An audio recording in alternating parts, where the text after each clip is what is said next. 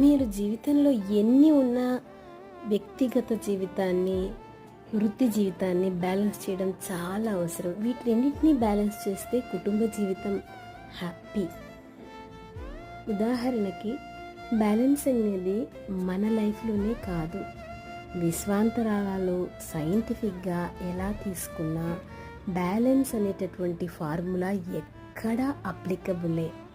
ఒక nutrition balance, environment balance, physical balance, mental balance.